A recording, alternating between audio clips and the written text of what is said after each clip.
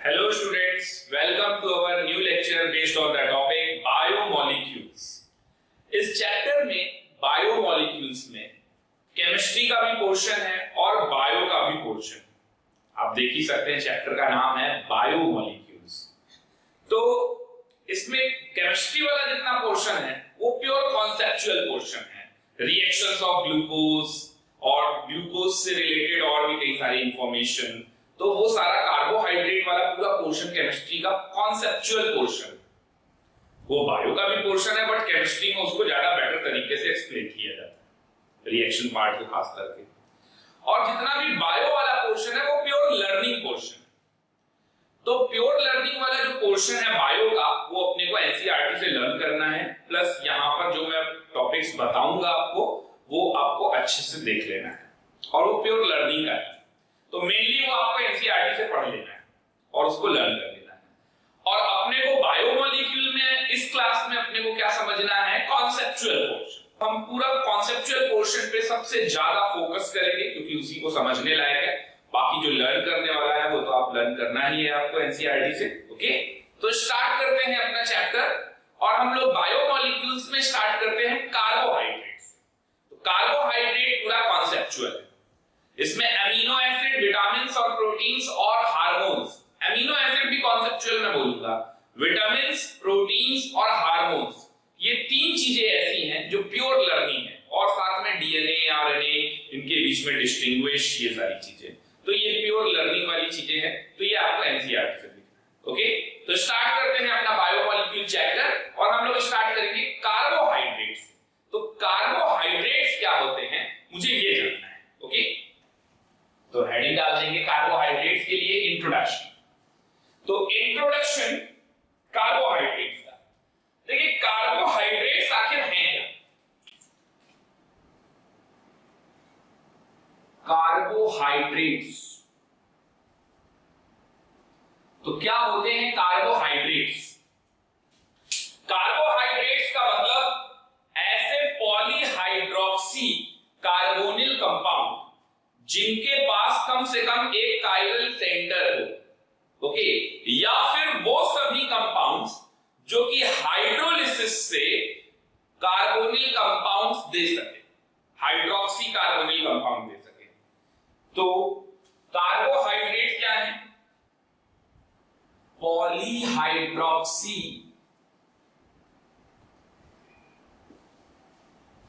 Carbonyl compound, polyhydroxy carbonyl compound contain at least one chiral center। One chiral center, chiral तो आपने isomerism में पढ़ा ही होगा। तो polyhydroxy carbonyl compound contain at least one chiral center, या फिर compound on hydrolysis give polyhydroxy carbonyl compound, या फिर compound on hydrolysis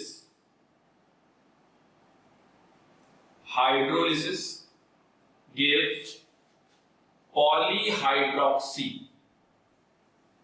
polyhydroxy carbonyl compound. कोई पॉलीहाइड्रोक्सी कार्बोनिल कंपाउंड है और उसमें कायरल सेंटर है कम से कम, तो उसको हम क्या कहेंगे, कार्बोहाइड्रेट। या कोई कंपाउंड हाइड्रोलिसिस के थ्रू पॉलीहाइड्रोक्सी कार्बोनिल कंपाउंड दे दे, उसे भी हम क्या कहेंगे, कार्बोहाइड्रेट्स। ओके, तो कार्बोहाइड्रेट्स का जनरल फॉर्मूला क्या होता है? जितने कार्बोहाइड्रेट्स हैं, carbohydrate shows general formula CxH2O whole y। ये फॉर्मूला ये शो करते हैं। जैसे कि आप एग्जांपल में देखेंगे तो CxH2O whole y, अगर आप x की वैल्यू 6 लगा दीजिए तो C6 H12O6 ये क्या बन जाएगा, ग्लूकोज। ये फ्रुक्टोज भी हो सकता है, डिपेंड करता है कि फंक्शनल ग्रुप कौन सा लगा है। अगर एल्डिहाइडिक होगा तो ग्लूकोज होगा, अगर कीटोनिक होगा तो फ्रुक्टोज होगा, है ना। X की वैल्यू आप 6N लगा दीजिए, C6, और Y की वैल्यू 5 लगा दीजिए, H10O5 होल N। ये स्टार्च हो सकता है। तो देखिए यहां पर X की वैल्यू क्या हो जाएगी 6N और Y की वैल्यू क्या हो जाएगी 5N। तो ये सब एग्जांपल्स हो गए कार्बोहाइड्रेट के। बट ये जो फॉर्मूला आप देख रहे हो ना CxH2O होल वाली, ये कोई बहुत ऑथेंटिक फॉर्मूला नहीं है। ऐसे कई सारे कंपाउंड्स हैं जो ये फॉर्मूला शो करते हैं, लेकिन वो कार्बोहाइड्रेट नहीं है। तो ये पॉइंट भी मेंशन कर लेंगे। Some compounds which shows this formula but they are not carbohydrate,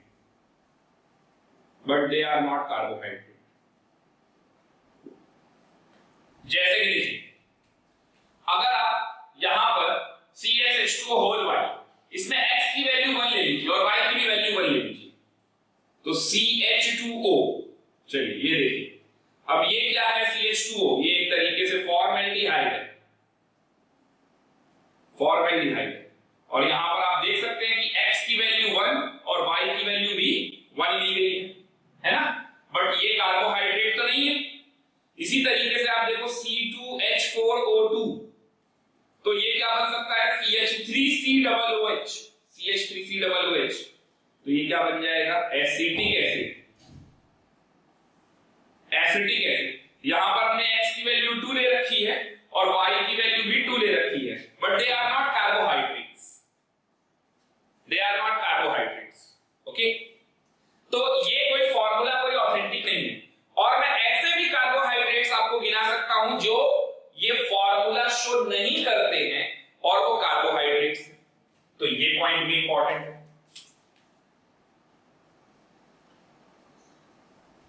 few carbohydrates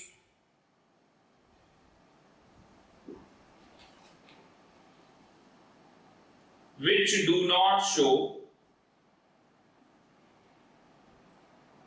do not shows formula CxH2O whole Y, ये फॉर्मूले को ये शो नहीं करते। ऐसे कौन से हैं, तो उनके भी एग्जांपल हैं C5H10O4। अब देखिए यहां पर C5 था तो H10 हुआ, तो इस हिसाब से H2O होल Y ना, तो O कितना होना चाहिए था 5, लेकिन O कितना है 4। इसको बोलते हैं डीऑक्सीराइबोज। C6H12O5, अब C6H12 O6 हो जाता तो कार्बोहाइड्रेट में आ जाता, लेकिन और कार्बोहाइड्रेट अभी भी है, लेकिन तब ये जनरल फॉर्मूला शो करने लगता। कार्बोहाइड्रेट तो है लेकिन ये जनरल फॉर्मूला नहीं शो कर रहा, O5 है, इसका नाम है रैमनोस, इसका नाम है रैमनोस। ओके, लर्न करना भी बड़ा आसान है। देखिए C5 तो X की वैल्यू 5 हो गई और Y की वैल्यू 5 अगर लगाएंगे तो H10 होना चाहिए, O5 होना चाहिए, तो O5 ना होकर एक कम कर देना है, O4 कर देना है। तो कार्बोहाइड्रेट भी है, नाम याद कर लेना है, कार्बोहाइड्रेट भी, और ये जनरल फॉर्मूला भी शो करता। ओके, इसी तरह से यहां पर C6H12 तो O6 होना चाहिए था, तो O5 हो गया, तो कार्बोहाइड्रेट भी है और ये फॉर्मूला भी शो करता है CH2O होल Y। ओके, तो इसका नाम है रैमनोस। इसी तरीके से C7H14O7 होना चाहिए, 6 कर दिया, तो कार्बोहाइड्रेट तो है लेकिन फॉर्मूला नहीं शो करता, तो इसका नाम है रैमनोहेक्सोस, रैमनोहेक्सोस। तो ये कुछ एग्जांपल्स हैं जो कि कार्बोहाइड्रेट हैं लेकिन ये फॉर्मूला नहीं शो करते। बट ऊपर वाला जो डेफिनेशन मैंने आपको बताया ये बिल्कुल ऑथेंटिक है। Polyhydroxy carbonyl compound, carbonyl compound का मतलब एल्डिहाइड कीटोन से, polyhydroxy polyhydroxycarbonyl compound contain at least one chiral center which produces carbonyl compound, polyhydroxycarbonyl compound on hydrolysis are carbohydrates. Okay, note कर लेंगे यहां तक। और नेक्स्ट हेडिंग डाल देंगे classification of carbohydrates. Classification of carbohydrates, classification of carbohydrates. चलिए जानते हैं कार्बोहाइड्रेट्स का क्लासिफिकेशन क्या है। तो अगर मैं क्लासिफिकेशन ऑफ कार्बोहाइड्रेट्स की बात करूं तो कार्बोहाइड्रेट्स को हम लोग दो पार्ट में, दो क्लास में डिवाइड कर सकते हैं। और वो दो क्लासें कौन सी हैं कार्बोहाइड्रेट्स की? तो वो दो क्लासें हैं, एक तो है शुगर, ओके, शुगर, और दूसरा है non sugar, sugar and non sugar. अब ये शुगर क्या होता है? नाम से ही पता चल रहा है, स्वीट इन टेस्ट। तो शुगर कैसा होता है? लिख लेंगे, sweet in taste, crystalline, crystalline होता है, okay, soluble in water, soluble in water, उसे कहते हैं शुगर। नॉन शुगर क्या होता है? एमॉर्फस होता है। ये कैसा होता है? एमॉर्फस, एमॉर्फस होता है, टेस्टलेस होता है, टेस्टलेस होता है, insoluble in water, insoluble in water, amorphous, tasteless, insoluble in water। और शुगर कैसा होता है? Sweet in taste, crystalline, soluble in water। Okay, अब आगे देखते हैं शुगर में क्या क्या कैटेगरीज हैं। तो शुगर के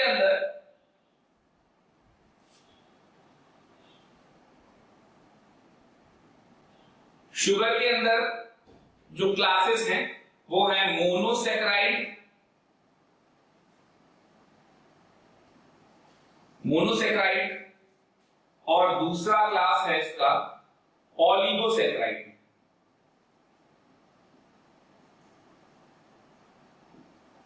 ओलिगोसैकेराइड, मोनोसैकेराइड एंड ओलिगोसैकेराइड। और नॉन शुगर में क्या आता है? तो नॉन शुगर में आता है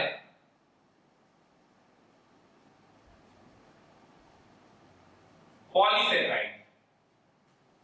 नॉन शुगर में पॉलीसैकेराइड, मैं जरा नॉन शुगर को पहले ही कंप्लीट कर देता हूं।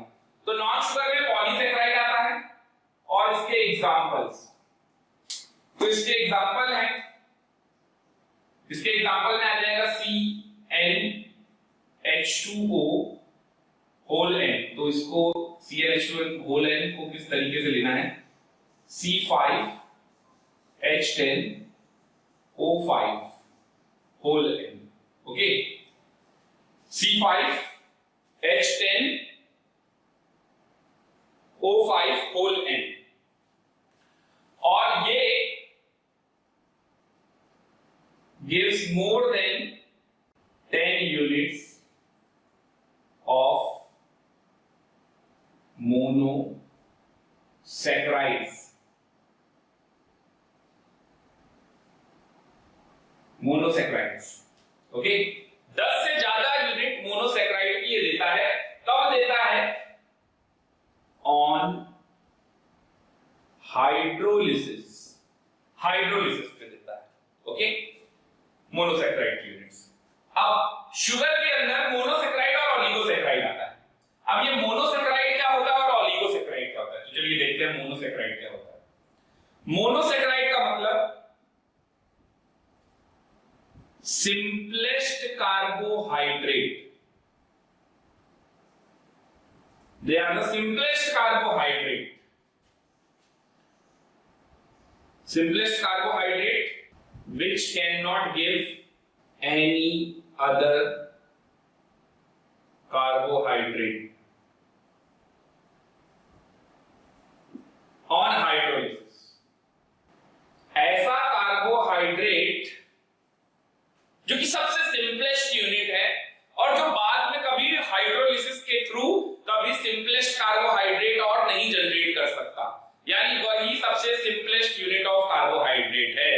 अगर आप उसकी हाइड्रोलिसिस कराएंगे तो और कोई नया स्मॉलेस्ट कार्बोहाइड्रेट नहीं मिलने वाला, कोई स्मॉलर यूनिट ऑफ कार्बोहाइड्रेट नहीं मिलने वाली, तो उसे कहते हैं मोनोसैकेराइड। अब ये ओलिगोसैकेराइड क्या होता है ये जान लेते हैं। ये complex carbohydrate, they are the complex carbohydrate which on hydrolysis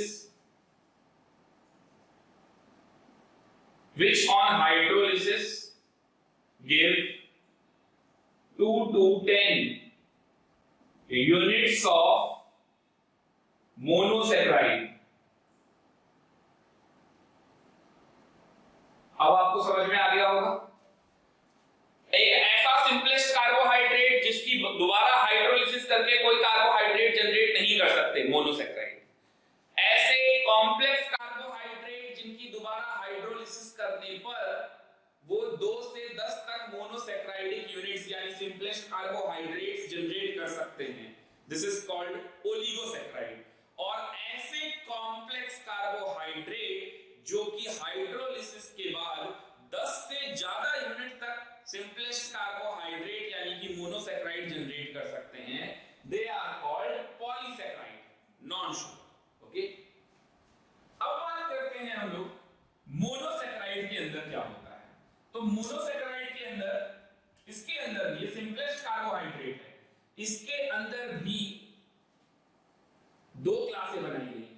कौन कौन सी? एक तो एल्डोज और दूसरा है कीटोज। एक एल्डोज है और दूसरा कीटोज है। अब ये एल्डोज और कीटोज हैं क्या? तो एल्डोज नाम से ही पता चल रहा है एल्डिहाइडिक फंक्शनल ग्रुप होगा। वो सभी सिंपलेस्ट कार्बोहाइड्रेट जिसमें एल्डिहाइडिक फंक्शनल ग्रुप होगा उसे हम कहेंगे एल्डोज, और वो सभी सिंपलेस्ट कार्बोहाइड्रेट जिसमें कीटोनिक फंक्शनल ग्रुप होगा उन्हें हम कहेंगे कीटोज। जैसे कि ग्लूकोज कैसा है? एल्डोज होता है। एग्जांपल पे लिख लीजिएगा ग्लूकोज। जैसे कि यहां कीटोज, कीटोनिक फंक्शनल ग्रुप किसमें होता है? फ्रक्टोज में होता है। फ्रक्टोज में होता है कीटोनिक फंक्शनल ग्रुप। ओके, तो ये एल्डोज और कीटोज नाम की 2 क्लासें आ गई मोनोसैकेराइड के अंदर। ओलिगोसैकेराइड मैंने आपको पहले ही बता दिया, जो 2 से 10 यूनिट तक मोनोसैकेराइड यूनिट दे सके ऑन हाइड्रोलिसिस। तो ओलिगोसैकेराइड कितने टाइप के होते हैं? ओलिगोसैकेराइड कितने टाइप के होते हैं ये भी जान लेते हैं। तो ओलिगोसैकेराइड में डाइसैकेराइड, ड्राइसैकेराइड, ट्राइसैकेराइड,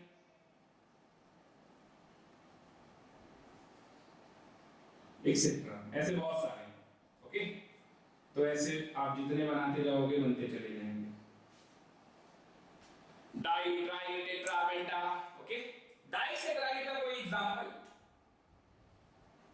डाइसैकेराइड का है ना example, C12H22O11।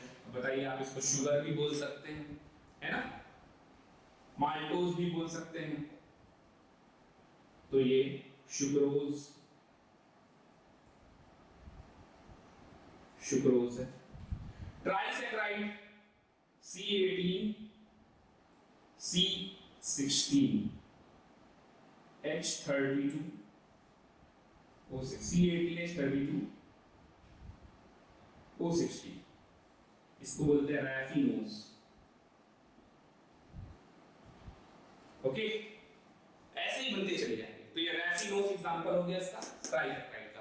3 units of monosaccharide दे सकता है। ओके, तो सबसे पहले तो आप ये क्लासिफिकेशन वाला पूरा चार्ट नोट कर लीजिए, पूरा बना लीजिए। तो अब हम चलते हैं अपने अगले टॉपिक पे और नेक्स्ट हेडिंग डाल देंगे स्टीरियोकेमिस्ट्री ऑफ कार्बोहाइड्रेट्स। तो नेक्स्ट हेडिंग है स्टीरियोकेमिस्ट्री ऑफ कार्बोहाइड्रेट्स। देखिए, कार्बोहाइड्रेट्स में अपने पास 2 क्लासें हैं on the basis of functional group. एक तो एल्डोज क्लास हो गई और दूसरी कीटोज। तो कार्बोहाइड्रेट में जो 2 क्लासें हैं वो कौन कौन सी हैं? एक तो एल्डोज और दूसरी कीटोज। तो एल्डोज का मतलब अभी आपको बताया था जिसमें एल्डिहाइड फंक्शनल ग्रुप हो, जिसमें एल्डिहाइड एक फंक्शनल ग्रुप होता है उसे हम क्या कहते हैं, एल्डोज, और जिसमें कीटोनिक फंक्शनल ग्रुप होता है उसे हम क्या कहते हैं, कीटोस। ओके, तो सबसे छोटा यूनिट कार्बोहाइड्रेट का क्या होगा, तो ये एल्डोज से स्टार्ट करते हैं हम लोग। तो एल्डोज में सबसे छोटा आता है एल्डोट्रायोज। ओके, अब ये एल्डोट्रायोज का मतलब क्या होता है, तो हेडिंग डालेंगे आप, एल्डोट्रायोज। अब ये एल्डोट्रायोज क्या होता है, एल्डोट्रायोज का मतलब एल्डिहाइड फंक्शनल ग्रुप होना चाहिए, और ट्रायोज का मतलब हो गया 3 कार्बन, तो 3 कार्बन का होगा। तो देखिए CHO CH2OH, और ये एक लग गया H और एक लग गया ये OH, तो ये भी एक कार्बन है। और यहां पर देखेंगे तो ये कायरल सेंटर भी है, तो कायरल सेंटर भी है, पॉलीहाइड्रोक्सी एल्डिहाइड कीटोन में भी दिख रहा है, तो ये कार्बोहाइड्रेट है और ये कार्बोहाइड्रेट में एल्डोट्रायोज है। ओके, इसका नाम है ग्लिसरैल्डिहाइड, ग्लिसरैल्डिहाइड। अभी मैं आपको समझाने क्या वाला हूं, स्टीरियो केमिस्ट्री में मैं आखिर आपको क्या समझाने वाला हूं। तो स्टीरियो केमिस्ट्री में मैं आपको कंपाउंड और उसके कितने ऑप्टिकल आइसोमर बन जाएंगे, उसके मिरर इमेज क्या होंगे, यही सारी बातें हम करने वाले हैं। तो आप देख सकते हैं कि अगर यहां पर एक कायरल सेंटर है, कोई भी प्लेन ऑफ सिमेट्री नहीं है, तो इसका मतलब ये कंपाउंड ऑप्टिकली एक्टिव है, और ये कंपाउंड अगर ऑप्टिकली एक्टिव है तो इसका मिरर इमेज भी बन जाएगा। और इसका मिरर इमेज कैसा बनेगा, इसका मिरर इमेज जो हम बनाएंगे वो कुछ ऐसा होगा। अब C उल्टा बनेगा, ये सब आप करते रहना, ये कोई पूछने नहीं आ रहा, आपसे मेन चीजें क्या पूछी जाएगी, ये OH राइट में है तो इसका मिरर इमेज में ये लेफ्ट में हो जाएगा, ये H इधर है तो इधर हो जाएगा, और अभी भी कायरल सेंटर तो है ही, तो ये भी ग्लिसरैल्डिहाइड है, ये वाला भी ग्लिसरैल्डिहाइड। तो एक कायरल सेंटर होने से ऑप्टिकली एक्टिव आइसोमर कितने बन जाएंगे, तो number of optically active isomer is equal to 2 की पावर n। अगर सिमेट्री प्रेजेंट नहीं है, यही हमने आइसोमेरिज्म में भी पढ़ा था, तो 2 की पावर 1 तो कितना हो गया 2। तो इसमें हमारा D एल्डोट्रायोज कितना हो गया, D ग्लिसरैल्डिहाइड 1 और L ग्लिसरैल्डिहाइड कितना हो गया 1। तो number of D sugar 1 and number of L sugar, तो ये भी हो गया 1। अब ये D और L क्या है, ये D और L का मतलब डेक्स्ट्रो और लीवो नहीं होता। डेक्स्ट्रो और लीवो को रिप्रेजेंट करते हैं स्मॉल d और स्मॉल l से, और डेक्स्ट्रो और लीवो का मतलब है जो पीपीएल को क्लॉकवाइज या फिर एंटी क्लॉकवाइज रोटेट करे। तो देखिए कैपिटल D और कैपिटल L का क्या सिग्निफिकेंस है, तो कैपिटल D और कैपिटल L का सिग्निफिकेंस ये है कि आप किसी भी कंपाउंड को फिशर प्रोजेक्शन में ड्रॉ कीजिए। ये फिशर प्रोजेक्शन क्या होता है, आइसोमेरिज्म में आपने पढ़ा होगा, वर्टिकली स्टैंड करके रखते हैं तो उसको बोलते हैं फिशर प्रोजेक्शन। अब यहाँ पर देखिए जो मेन फंक्शनल ग्रुप है वो कौन सा है, तो यहाँ पर मेन फंक्शनल ग्रुप हमारा एल्डिहाइडिक फंक्शनल ग्रुप है, उसको टॉप पे रखिए। ओके, तो यहाँ पर भी देखिए मेन फंक्शनल ग्रुप को टॉप पे रखा। अब टॉप वाले जो मेन फंक्शनल ग्रुप है उधर से डाउन की तरफ चलिए, तो जब डाउन की तरफ चलेंगे, अब यहां पर अगर आपको लास्ट कायरल सेंटर, तो यहां तो कायरल सेंटर ही एक है तो उसी को फर्स्ट कह लीजिए या लास्ट कह लीजिए। अगर और भी कई सारे होते नीचे तो क्या होता, यहां से नीचे जाने पर जो लास्ट कायरल सेंटर आता उसको देखते, तो उसमें अगर वहां पर अगर H लेफ्ट में होता और OH राइट में होता तो इसको बोलेंगे डी ग्लिसरैल्डिहाइड। ओके, तो वो डी फॉर्म ऑफ आइसोमर बन जाएगा। और अगर लास्ट वाले कायरल सेंटर पे OH अगर लेफ्ट में है और H राइट पे है तो ऐसे में वो L आइसोमर बनता है, यानी कि यहां लिख देना चाहिए L ग्लिसरैल्डिहाइड। तो D और L का कोई भी relation small d small l से नहीं है। स्मॉल d स्मॉल l डेस्टोलीवो होता है और कैपिटल D और कैपिटल L सिग्निफिकेंस बनाया गया है for position, relative position of OH group, और अगर OH ना हो तो कोई दूसरा H से ज्यादा प्रायोरिटी वाला ग्रुप देखना है। अगर वो राइट पे होगा तो D, अगर लेफ्ट पे होगा तो L, और ये D सोडियम D लाइन से आ रहा है। ओके, तो D glyceraldehyde and L glyceraldehyde. तो ये तो हो गए एल्डोट्रायोज में 2 आइसोमर टोटल ऑप्टिकली एक्टिव। अब इसी तरीके से अपने को देखना है एल्डोटेट्रोज में, तो नेक्स्ट हेडिंग डाल देंगे एल्डोटेट्रोज। एल्डोटेट्रोज क्या है? तो देखिए, एल्डो माने एल्डिहाइड ग्रुप होगा और टेट्रोज माने 4 कार्बन, तो एल्डोटेट्रोज तो CHO, CH2OH और इस तरीके से HOH, HOH। ओके, अभी आपको लग रहा है प्लेन ऑफ सिमेट्री है, लेकिन ये देखिए CHO और CH2OH कभी भी प्लेन ऑफ सिमेट्री नहीं आ सकती। तो एल्डोटेट्रोज का मतलब 1, 2 कार्बन, 3 कार्बन और ये 4 कार्बन। अब ये 4 कार्बन में यहां पर देखिए काइरल सेंटर एक ये है और एक काइरल सेंटर ये है, और अगर प्लेन ऑफ सिमेट्री नहीं आई तो इसके आइसोमर कितने बनेंगे? तो ये देखिए 2 की पावर n यानी 2 की पावर 2 कितना हो गया? 4। तो यहां लिख लेंगे number of optically active isomer. Number of optically active isomer कितने हो जाएंगे? 2 की पावर 2 यानी 4। इसमें नंबर ऑफ डी शुगर कितने होंगे? तो इसमें नंबर ऑफ डी शुगर 2 होंगे, और नंबर ऑफ एल शुगर कितने होंगे? तो नंबर ऑफ एल शुगर भी 2 होंगे। ओके, तो डी शुगर और एल शुगर 2, तो टोटल 4 बनने हैं। एक जैसे आपने ये बनाया, फिर आप इसका मिरर इमेज बना लो, फिर इसमें H और OH की पोजीशन को बदल दो और फिर उसका मिरर इमेज बना लो, तो टोटल कितने बन जाएंगे? 4। तो ये हो गए एल्डोटेट्रोज। ओके, इसी तरीके से ध्यान रखना है। और जैसे हम लोग आइसोमेर्स में डायस्टीरियोमर पढ़ते थे, यानी वो कंपाउंड जो एक दूसरे के मिरर इमेज ना हो, उन्हें हम क्या कहते थे? डायस्टीरियोमर। यहां कार्बोहाइड्रेट्स में हम इसको कहेंगे एपीमर, इसको बोलेंगे एपीमर। तो ये इंपॉर्टेंट पॉइंट है, इसको नोट भी कर लीजिएगा, ये नोट करके लिख भी लीजिएगा। जिसे हम डायस्टीरियोमर बोलते थे उसी को हम यहां पर एपीमर बोलते हैं। तो लिखेंगे the compound which are not mirror image to each other, mirror image to each other is called epimer. और एपीमर ही आपका क्या है? डायस्टीरियोमर की तरह है। एपीमर ही आपका क्या है?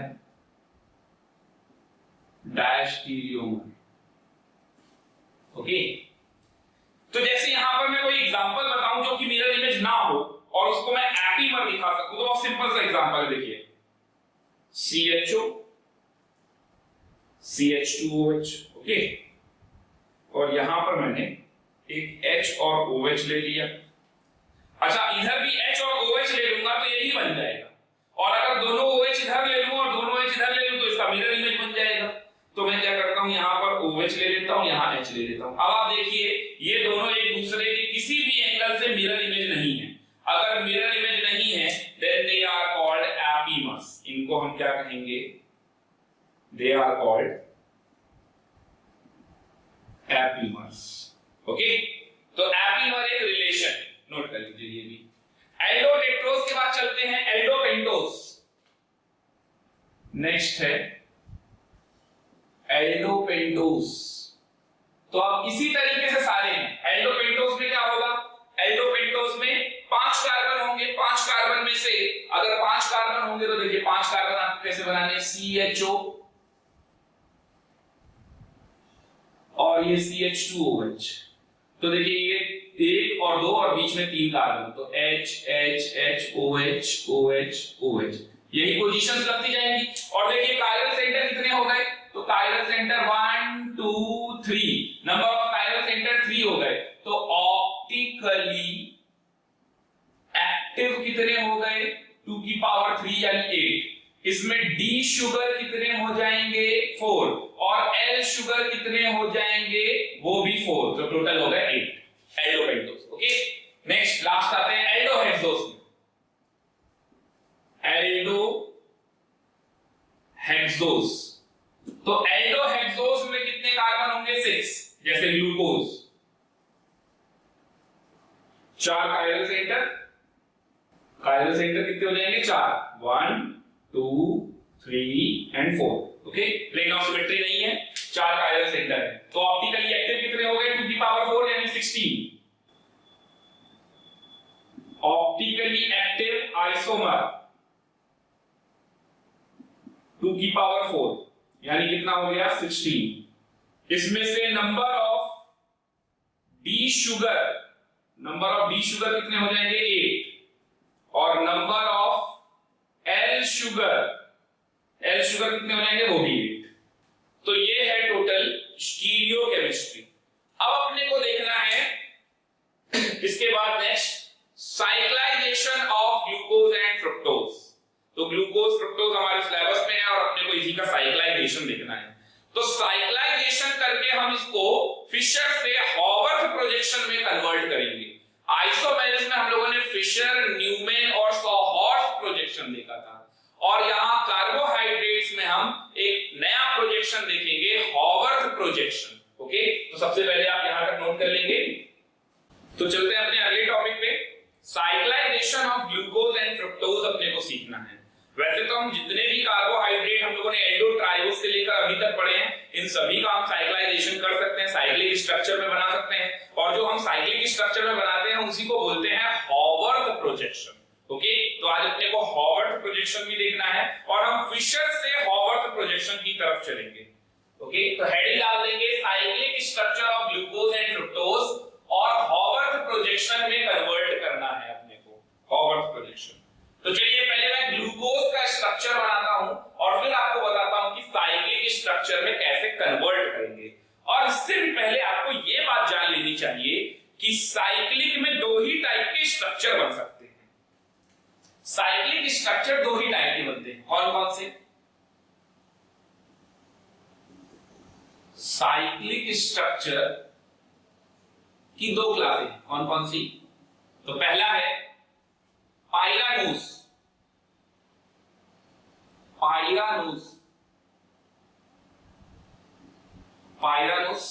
और दूसरा है फ्यूरानूस।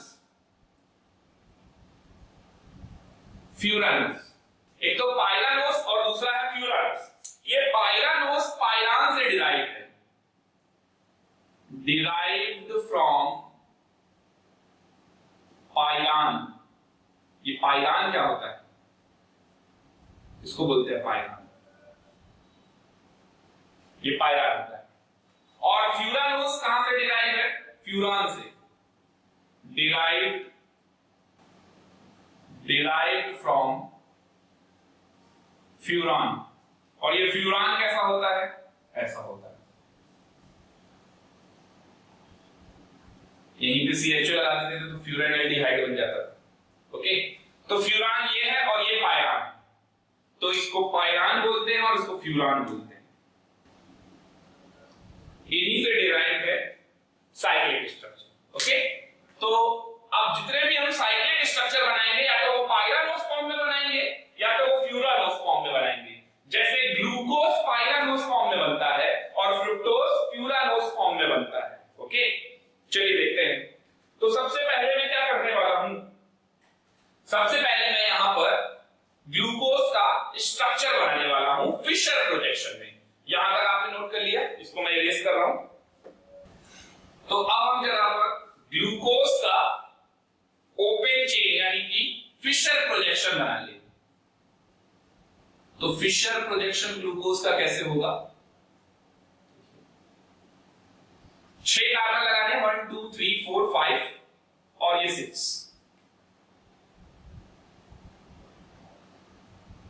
बल्कि लास्ट वाले को आप CH2OH भी कह सकते हो। ओके, तो ये HOH 1 2, थर्ड वाले में ग्लूकोज में चेंज होता है, इस तरफ आ जाता है OH, ये आपको याद रखना चाहिए। फिर फोर्थ में ऐसे ही HOH, फिर फिफ्थ में ऐसे ही HOH और लास्ट वाला CH2OH। तो नंबर ऑफ कायरल सेंटर भी जरा मैं आपको दिखा देता हूं। तो नंबर ऑफ कायरल सेंटर ये 1, ये 2, ये 3 और ये 4। ओके, 4 कायरल सेंटर है। तो ये है Fischer projection of glucose. Fischer projection of glucose, glucose का ये फिशर प्रोजेक्शन। ओके, अब हम इसका साइक्लाइजेशन कैसे करेंगे? तो देखिए साइक्लिक फॉर्म में कैसे लाएंगे। तो इसका साइक्लाइजेशन जब करेंगे तो एक्चुअल में ये जो कार्बोनिल कार्बन आप देख रहे हो, इस कार्बोनिल कार्बन से, इस कार्बोनिल कार्बन से ये एक हाइड्रोजन, तो हाइड्रोजन कौन सा वाला? ये वाला लास्ट कायरल सेंटर वाला है ना। ये लास्ट कायरल सेंटर वाले का हाइड्रोजन उस पर अटैक करवाएंगे और इस O को इससे ज्वाइन करवाएंगे। तो इस वाले OH का जो O आप देख रहे हो, ये एक्चुअल में हम इससे लगाएंगे। ओके, और यहां पर H लगाएंगे, यहां वाले पर H लगाएंगे। तो इस तरीके से हम इसको कन्वर्ट करेंगे साइक्लिक फॉर्म में। तो साइक्लिक फॉर्म में इस तरह से कन्वर्ट हो रहा है, समझ में आ रहा है आपको? मैं आपके लिए फ्रेश इधर बगल में बना दे रहा हूं। तो इसको तो ऐसे ही रहने देते हैं हम लोग, OH लगा के। तो ये बगल में बना देता हूं, कैसे बनेगा? तो ये H,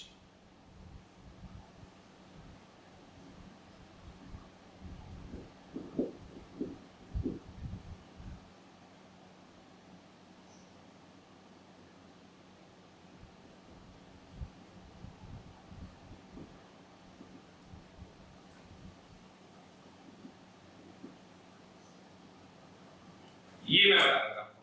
जब आप इस बॉन्ड को ब्रेक करेंगे तो ये वाला O इस कार्बन पे अटैक कर जाएगा और ये O पे माइनस आएगा तो ये OH लग जाएगा। तो इस वाले में लग जाएगा OH और इधर इससे ज्वाइन कर देंगे हम लोग ये O इससे।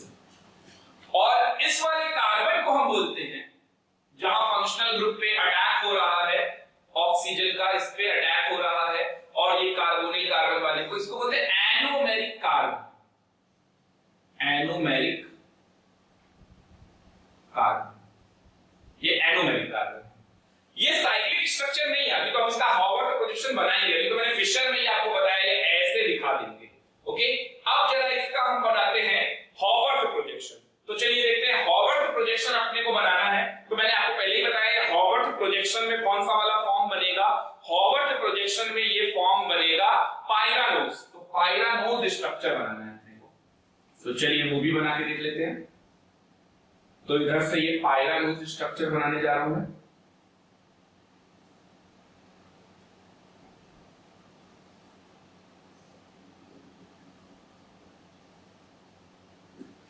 तो इस तरह से साइक्लिक फॉर्म ये बन गया। ओके, और ये पायरानोज स्ट्रक्चर हम बनाने जा रहे हैं।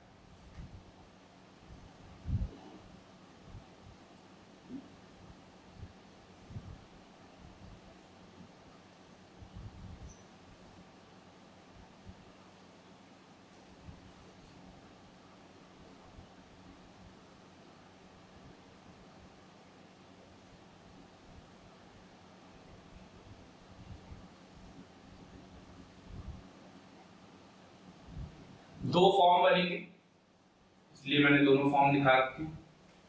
चलिए, तो किस तरीके से ग्रुप्स फिशर से हॉवर्ड प्रोजेक्शन में कन्वर्ट होंगे। तो हॉवर्ड प्रोजेक्शन में जो कन्वर्ट होंगे, एक बात आपको ध्यान रखनी है, नोट करके लिख भी लेंगे।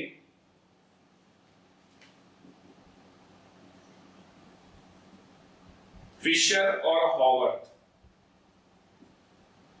फिशर में जो ग्रुप राइट में है, जो ग्रुप राइट में है वो हॉवर्ड में डाउन चला जाएगा, और जो ग्रुप लेफ्ट में है वो अप चला जाएगा। लेफ्ट वाला अप और राइट वाला डाउन। ओके, फिशर से हॉवर्ड जाने पे। तो चलिए देखते हैं, यहां पर मुझे ये O मैंने बना लिया, और अब मैं स्टार्ट कर रहा हूं पहले कार्बन से।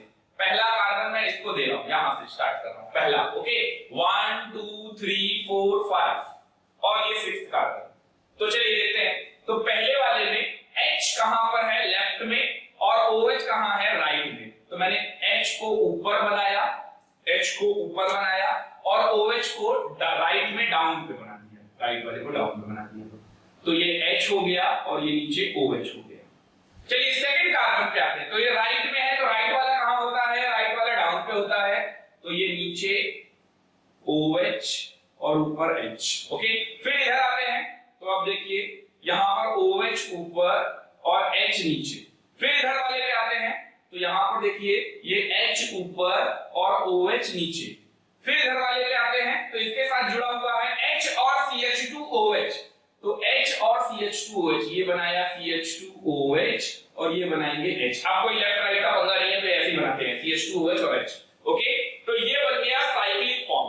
और इसका दूसरा जो साइक्लिक फॉर्म होगा उसमें सारे ग्रुप की पोजीशन एक ही जैसी होगी, सिर्फ ये जो पहला कार्बन आप देख रहे हैं, पहले नंबर का 1 2 3 4 5 और ये 6 कार्बन, तो जो पहले वाले का देख रहे हैं सिर्फ इसकी पोजीशन बदल जाएगी, बाकी सब कुछ सेम रहने वाला है। तो इसमें आप सिर्फ पहले वाले कार्बन की पोजीशन को बदल दीजिए। तो पहले वाले की बदलेंगे तो यहां OH आ जाएगा और यहां H आ जाएगा। ओके, बाकी सब सेम रखना है।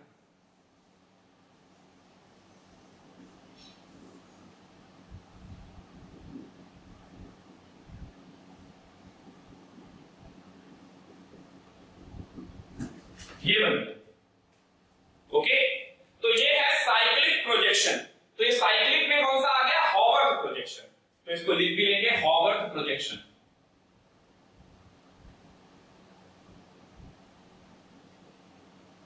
दोनों ही हॉवर्थ प्रोजेक्शन है, ये हॉवर्थ प्रोजेक्शन। ओके, अब ये जो दो अलग अलग बनाए हैं इनको कैसे डिस्टिंग्विश करेंगे, इनको डिस्टिंग्विश करना भी आसान है। इसको बोलते हैं alpha D glucose, alpha D glucose, alpha D glucose. और इस वाले को बोलते हैं beta D glucose, beta D glucose. अब ये अल्फा डी ग्लूकोज और बीटा डी ग्लूकोज कैसे आया, देखिए डी तो इस वजह से पढ़ रहा था, डी की वजह क्या थी, जो लास्ट कायरल सेंटर था। तो जरा देखिए last chiral centre, top functional group को अप में रख दिया फिशर प्रोजेक्शन में और वहां से सबसे नीचे गए, तो लास्ट कायरल सेंटर ये है। और इस लास्ट कायरल सेंटर में OH कहां पर है, राइट में, इसलिए डी आया और दोनों फॉर्म में ही डी आया। अब ये अल्फा और बीटा का क्या बदला है, तो अल्फा और बीटा क्यों लग रहा है, देखिए अल्फा तब बोलेंगे जब इस एनोमेरिक, पहले ढूंढिए एनोमेरिक कार्बन कहां, ये यानी एनोमेरिक कार्बन ये जिससे O जुड़ा हो और OH निकला हो। तो इस कार्बन से O जुड़ा है और OH निकला है, तो इस कार्बन को आप क्या बोल रहे हो, एनोमेरिक कार्बन। ओके, ये कार्बन को भी यही बोलेंगे anomeric carbon, anomeric carbon.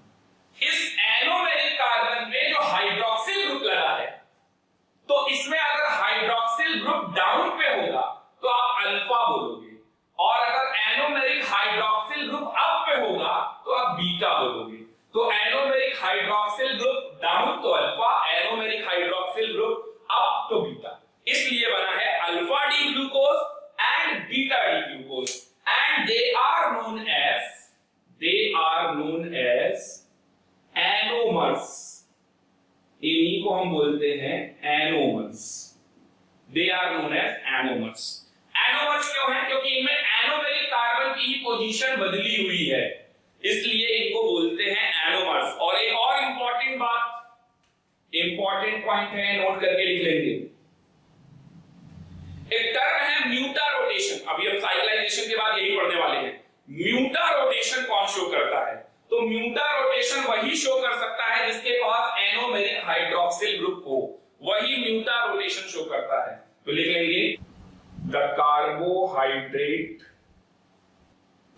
which has anomeric hydroxyl group shows muta rotation,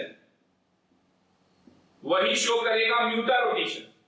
okay, और जिनके पास एनोमेरिक हाइड्रोक्सिल होते हैं वही होते हैं reducing sugar. Okay, they are also called reducing sugar. Anomeric hydroxyl वाले को ही क्या बोलते हैं? Reducing sugar. Anomeric hydroxyl group जिसके पास होगा वही कहलाएगा रिड्यूसिंग शुगर, और जिसके पास नहीं होगा वो क्या कहलाएगा? Non reducing sugar. तो रिड्यूसिंग शुगर और नॉन रिड्यूसिंग शुगर एग्जांपल्स में आते हैं, पूछे जाते हैं, इनमें से स्ट्रक्चर बना के पूछेगा कौन सा रिड्यूसिंग शुगर है कौन सा नहीं है। तो जिसके पास एरोमेरिक हाइड्रोक्सिल ग्रुप होगा वो रिड्यूसिंग शुगर, जिसके पास एरोमेरिक हाइड्रोक्सिल ग्रुप होगा वही शो करेगा म्यूटा रोटेशन। ओके, तो ये दोनों इंपॉर्टेंट पॉइंट है। एपीमर मैंने आपको बताया जो डायस्टीरियोमर जैसा होता है वैसे ये एपीमर होता है। इसके बाद मैंने आपको एनोमेरिक कार्बन बताया। एनोमेरिक कार्बन यानी जो मेन फंक्शनल ग्रुप है उस पर जब हाइड्रोक्सिल ग्रुप का अटैक होता है तो उस वाले कार्बन को एनोमेरिक कार्बन बोलते हैं। उससे जुड़ा हुआ हाइड्रोक्सिल ग्रुप को क्या बोलते हैं? एनोमेरिक हाइड्रोक्सिल ग्रुप को।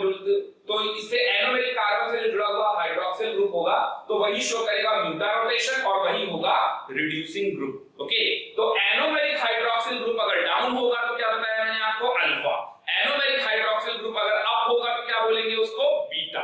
तो alpha D glucose and beta D glucose. तो पहले यहां तक आप नोट कर लीजिए जल्दी से। नेक्स्ट हेडिंग डाल देंगे म्यूटा रोटेशन। म्यूटा रोटेशन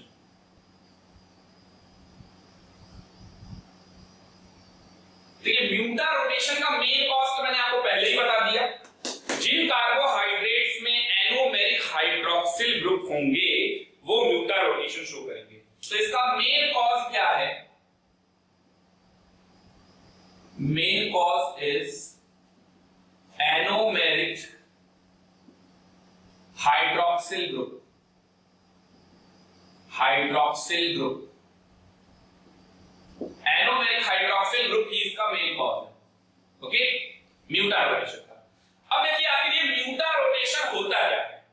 ये जो आपने अल्फा डी ग्लूकोज और बीटा डी ग्लूकोज बनाया है इसका प्योर में ऑप्टिकल रोटेशन क्या होता है? Specific rotation in pure form.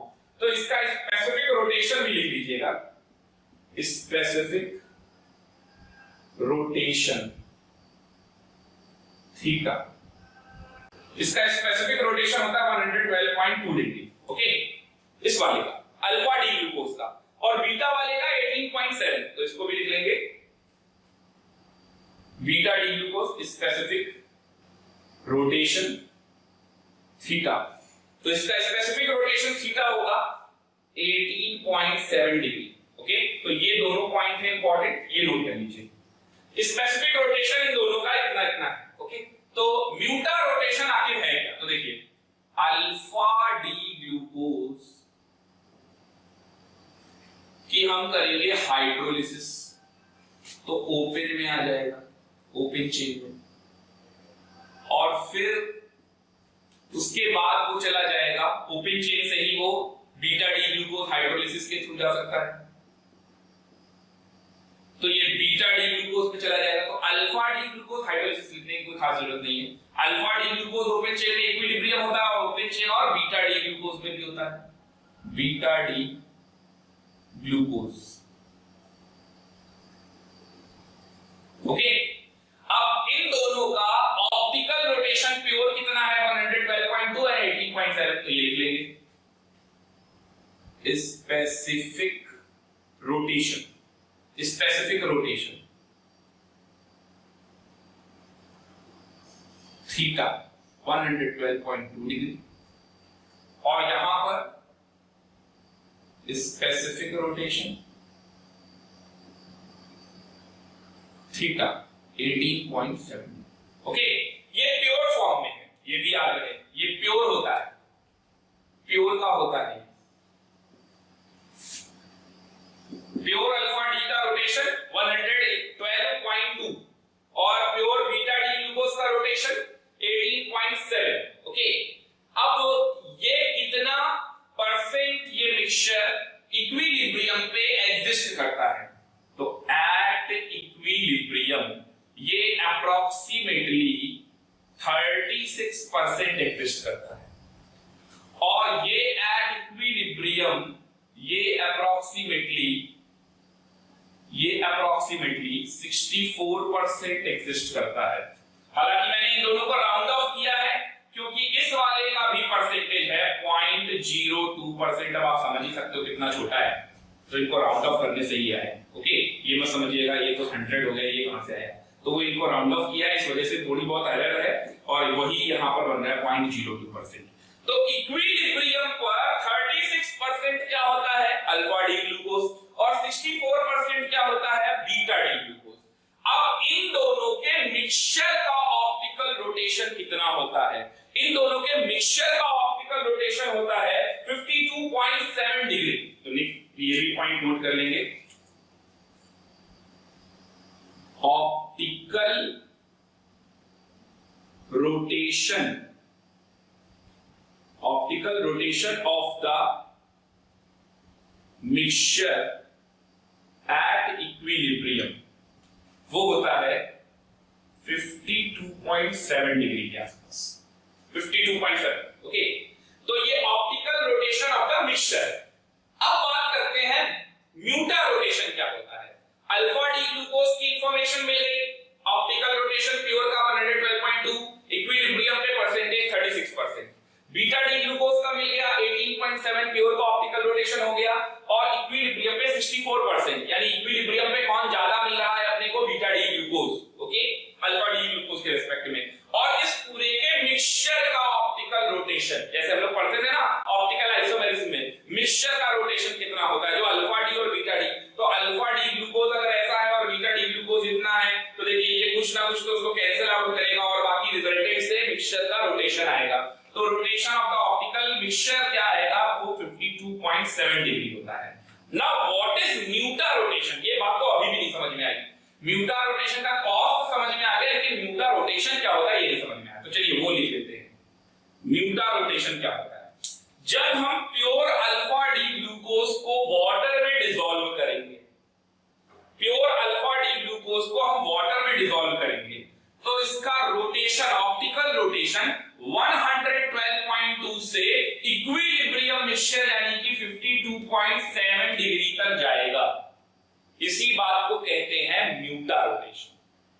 या फिर दूसरे तरीके से समझिए, जब हम प्योर बीटा डी ग्लूकोज को वाटर में डिसॉल्व करेंगे, तो इसका ऑप्टिकल रोटेशन 18.7 डिग्री से 52.7 डिग्री तक जाएगा। इस बात को भी कहते हैं म्यूटा रोटेशन। ओके, तो ये नोट कर लीजिए, मैं बोल दे रहा हूं, आप नोट कर लीजिए। When pure alpha D glucose dissolve in water, when pure alpha D glucose dissolve in water, then the optical rotation move from 112.2 degree to 52.7 degree. This is called mutarotation. This is called mutarotation. और दूसरे तरीके से क्या बोल सकते हैं?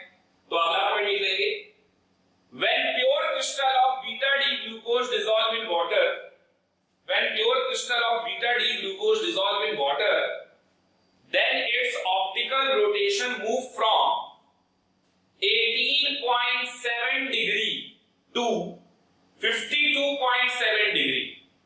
This is also called mutarotation. Okay, तो ये था म्यूटा रोटेशन। अब नेक्स्ट टॉपिक पे आते हैं, चेयर फॉर्म ऑफ ग्लूकोज सीखना है। तो अगली हेडिंग डाल देंगे चेयर फॉर्म ऑफ ग्लूकोज। इसमें आपको कुछ भी अभी लर्निंग वाला नहीं सिखाया मैंने, कुछ रटने वाला है नहीं। मैंने बताया ना आपको, जब तक कार्बोहाइड्रेट चलेगा तब तक लर्निंग वाला कुछ भी नहीं है। और एमिनो एसिड्स में जो मोस्ट इंपॉर्टेंट टॉपिक था वो मैं आपको एमीन में पहले ही पढ़ा चुका हूं, isoelectric point and zwitter ion formation. वही ऐसा है जो बायो वालों को भी कुछ नहीं समझ में आता, बायो वालों को छोड़ो, बायो के टीचरों को भी नहीं समझ में आता है, क्योंकि उसमें प्योर कॉन्सेप्चुअल एनालिसिस है, प्योर केमिस्ट्री है। तो उसमें उसको ध्यान देने की जरूरत है। जिसको आयनिक आता होगा और जिसको थोड़ा बहुत केमिस्ट्री का अच्छा नॉलेज होगा, वही समझ पाएगा उस बातों को कि आइसोइलेक्ट्रिक पॉइंट आखिर आ कहां से रहा है, आइसोइलेक्ट्रिक पॉइंट में ज्विटर आयन क्या होता है और ये फॉर्म क्या क्या है।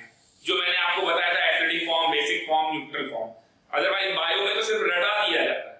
तो आपको ये सारी चीजें मैं पहले ही एमीन में पढ़ा चुका हूं, तो एमिनो एसिड में ऐसा कुछ भी खास पढ़ाने के लिए है ही नहीं। तो मेनली अपने को कार्बोहाइड्रेट मेन सीखना है, ग्लूकोज की रिएक्शन सीखनी है, और इसके बाद अपने को वो फिर रटने वाली चीजों पे आ जाता है, लर्निंग वाले में ही आ जाना है, विटामिन, हार्मोन्स, प्रोटीन्स क्या होते हैं, ये सारी चीजों पे। ओके,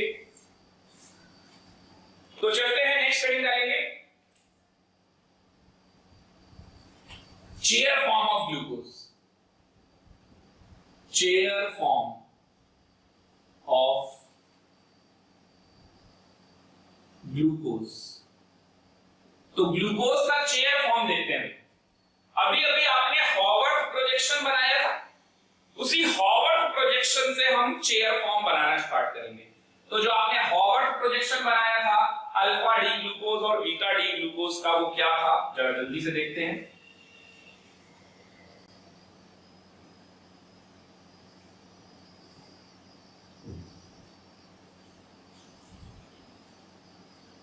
अब तो थोड़ा बहुत समझ में आ गया होगा। H और OH, OH डाउन में था, अल्फा डी की बात कर रहा हूं, अल्फा डी ग्लूकोज, ठीक है। फिर क्या था, ये फर्स्ट कार्बन था, सेकंड में H और OH, थर्ड में OH ऊपर था, H नीचे था, फोर्थ में H और OH, और फिफ्थ में CH2OH ऊपर और H नीचे। ओके, 1 2 3 4 5 6, ये नंबरिंग लिख लीजिए। अब मुझे बनाना है इसका चेयर फॉर्म। तो देखिए चेयर फॉर्म कैसे बनता है।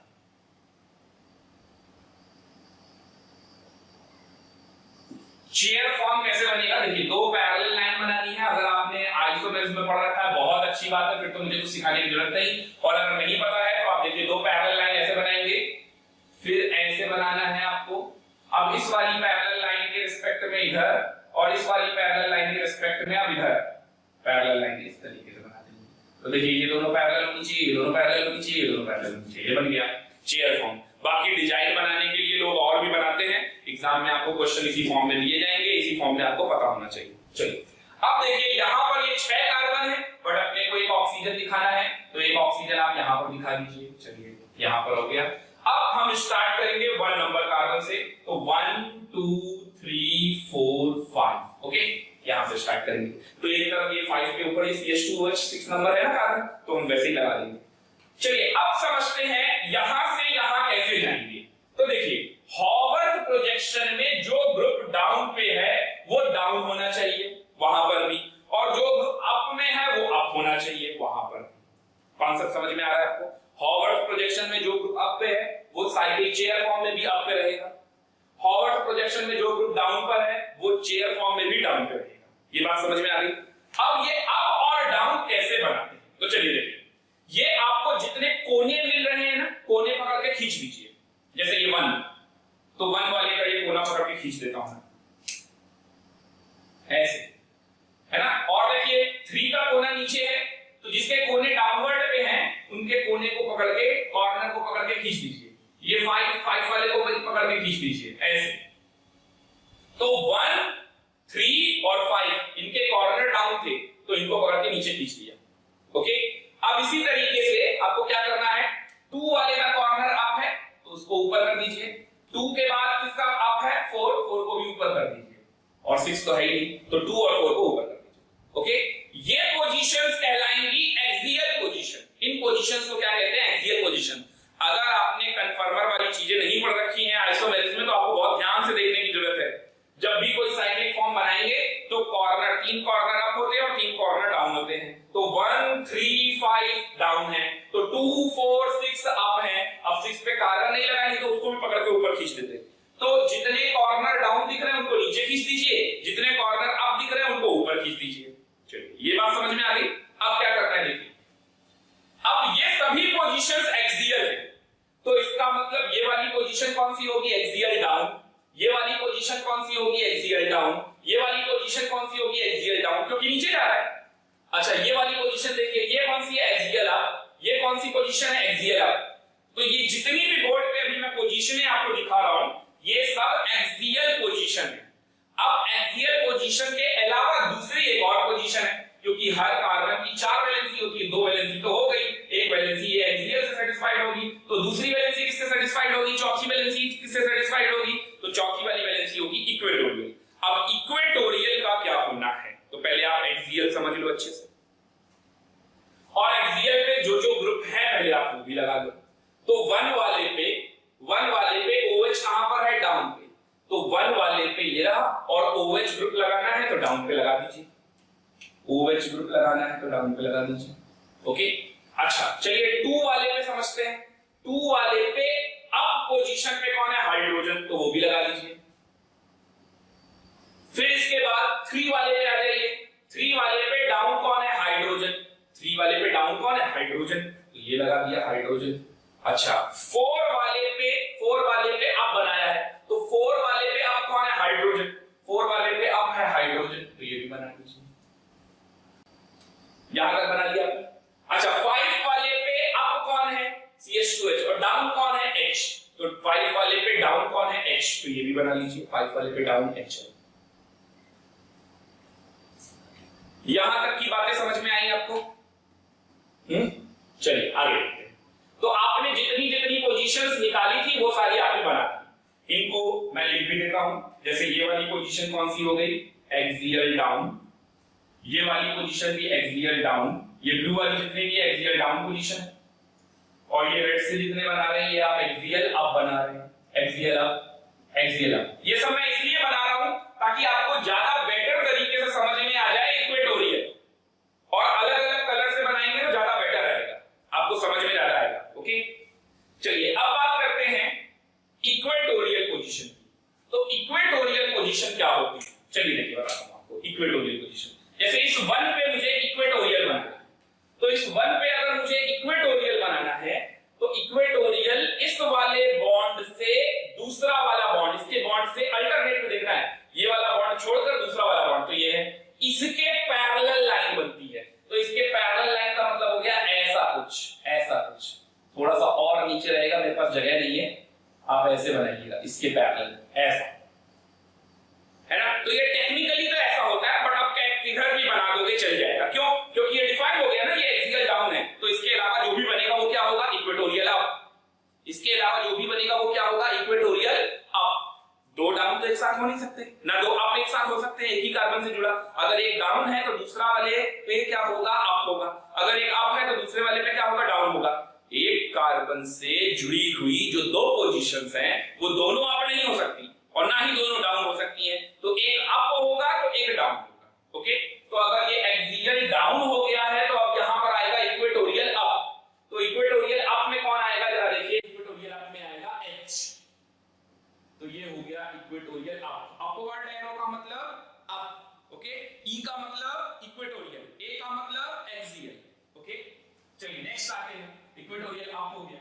अब अगले में देखिए 2 वाले पे, तो 2 वाला नंबर ये, 2 वाले में अप पे हाइड्रोजन था तो एक्सियल अप हो गया, और डाउन पे क्या है? OH। तो डाउन पे OH बनाना है अपने को।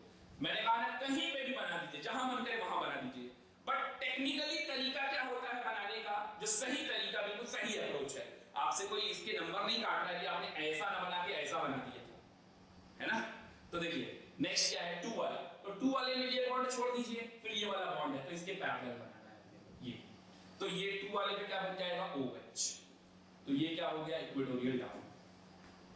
2 वाले पे ये हो गया इक्वेटोरियल डाउन। ओके, 3 वाले पे बनाते हैं जल्दी से, अब जल्दी जल्दी बनाना चाहिए। तो 3 नंबर पे क्या है? H पे डाउन पे है और OH अप पे है, तो OH अप पे है, ये OH बना दिया। अब ये मत सोचिए क्या पैरेलल है क्या नहीं, सीधा बनाते जाइए।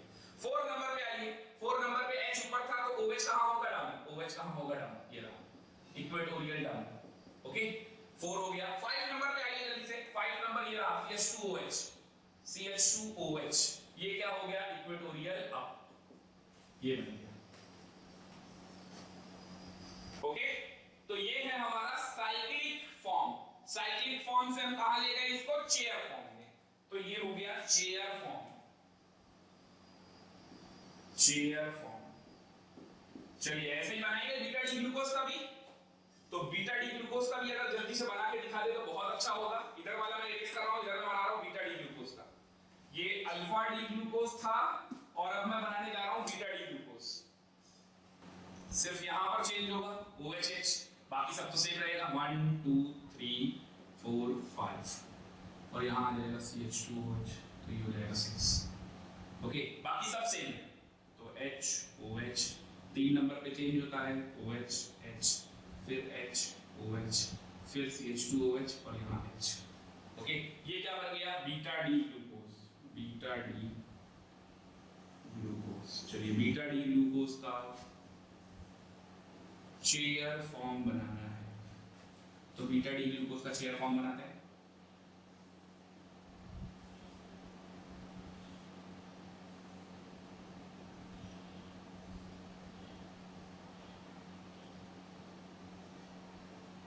हुआ गया।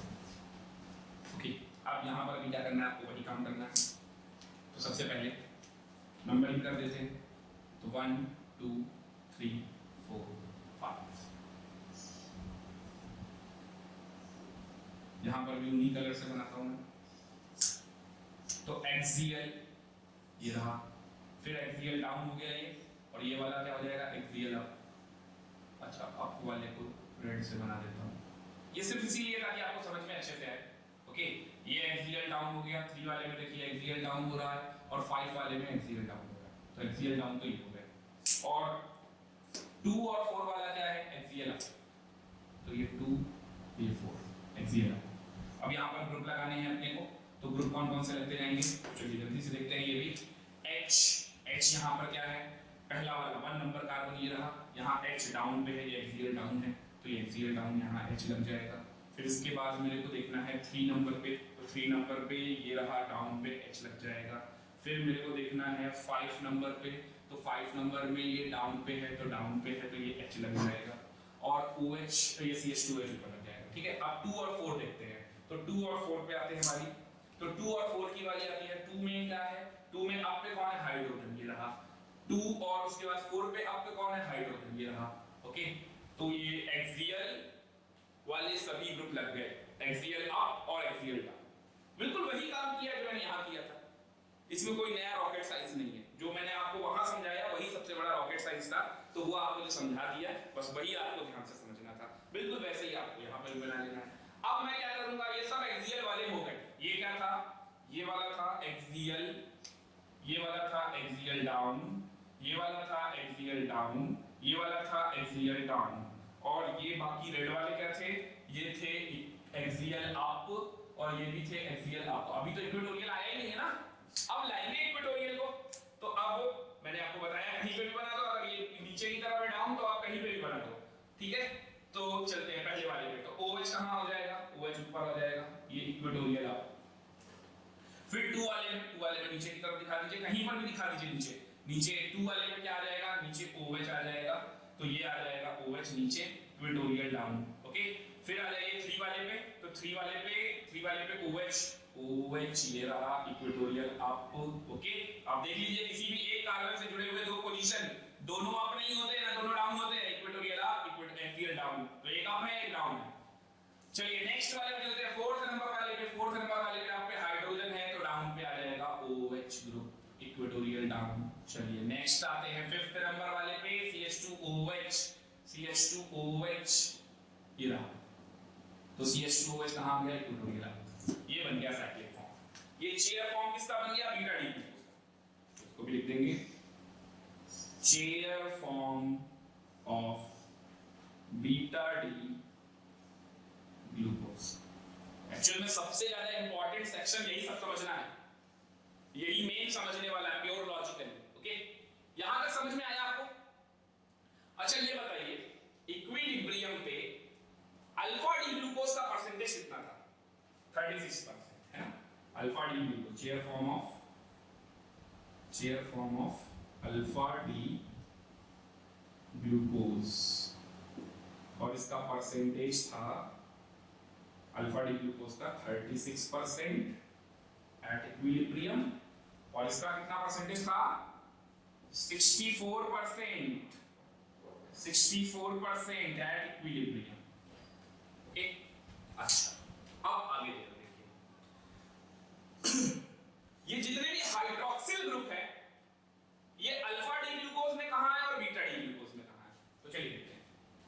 Alpha D glucose hydroxyl group axial down, hydroxyl group यहां इक्वेटोरियल हाइड्रोक्सिल ग्रुप ये इक्वेटोरियल अप में है, ओके, और हाइड्रोक्सिल ग्रुप ये इक्वेटोरियल डाउन, तो ये इक्वेटोरियल डाउन, ये इक्वेटोरियल अप, ये इक्वेटोरियल डाउन, ओके, ये सब है।